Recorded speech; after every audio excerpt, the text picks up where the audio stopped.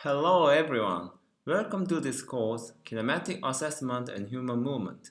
My name is Dong Huang. Today's topic is basic science.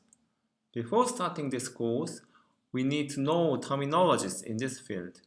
Then we can academically describe our assessment results as well as you can understand what other experts say. Here are contents. We learned basic kinematics and anatomical terminology. Today we will try to measure our body at home. Before measuring our body, we need to check out several measurement methods. There are three methods: measuring manually, using cameras, and using motion capture systems. For manual measurement, you can use traditional methods, using a ruler for displacement, a goniometer for angle, and a stopwatch for time, for example. With time, you can also measure velocity and acceleration. You can get them easily in nearby shops.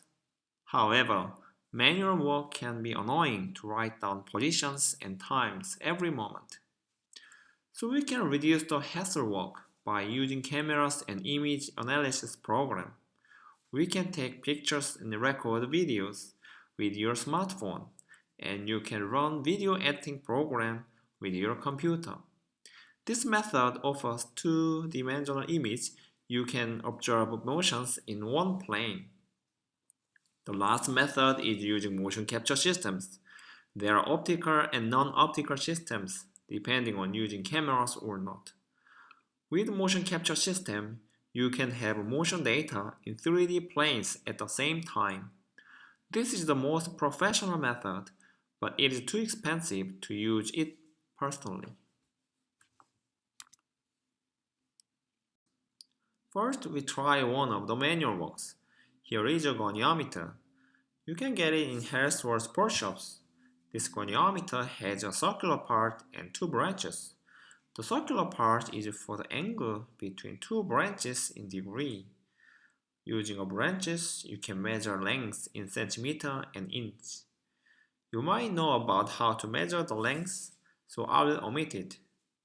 For the circular part, there are red box. When we zoom in the red box, you can see a lot of numbers, which indicates angles in degree. First, we find where is 0 degree, which is the first branch, and find where the second branch is.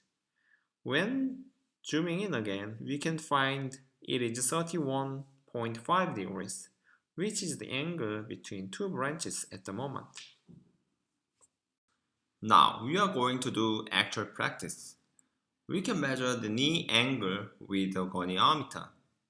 I marked a reference point using three red stickers on my thigh, knee, and shin. It is important and recommend doing this.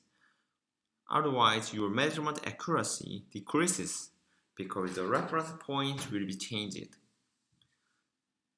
Then you can make imaginary lines through the red stickers and align the goniometer on the imaginary lines. Then we look at the red box on the picture.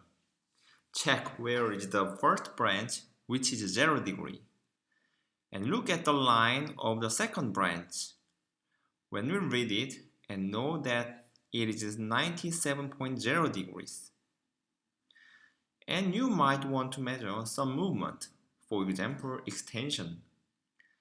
We will measure the knee angle after extension. Check the first branch where 0 degree is, and check the second branch. Now we know that it is at 131.0 degrees. So we can describe this movement.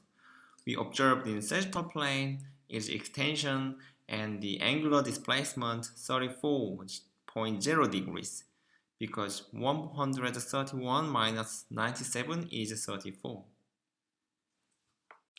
Now, move on the method using camera and image analysis. For example, I use the video analysis program, Kinovia, which is especially for sports and motion. First, we can measure the angle of our body. There is an example for the knee angle. As I told you, using goniometer is a bit annoying when you repeat the measurement. Using a camera, you can easily take pictures and you can get knee angles using analysis program later. This is normally used for spatial measurement for linear and angular positions. Of course, you can use video as well. When you track the points and get moving position data, it makes it easy to measure changes of the knee angle and its velocity and acceleration. This is because video contains timestamps, which are the temporal information of each frame. But be careful, you have to check the frame rate of the video. For example, 30 frames per second or 60 frames per second. The third method is using motion capture systems. There are optical and non-optical systems. Here is an example of an optical system. The principle of the optical system is using light source or reflection. This system is using a number of cameras surrounding the two performers. To set up a lot of cameras, we need large fixed frames as well. There are two performers and we can get their motion data because they are wearing special suits, including markers, which reflect infrared light from the special cameras. Finally, camera records the motions and the PC collects the data from the camera. From motion information of each marker, 3D rendering program regenerates avatars in 3D space. For this, we need high-performance computers. This technology has been used professionally, especially in the film industry, training, and motion analysis for rehabilitation. Now, we look at non-optical system. This is using wearable sensors instead of cameras and markers. One example is Ixen system, which uses wearable IMU sensors. IMU is the short term of inertial measurement unit, which has been used in positioning systems of vehicles, aircraft, and your smartphones.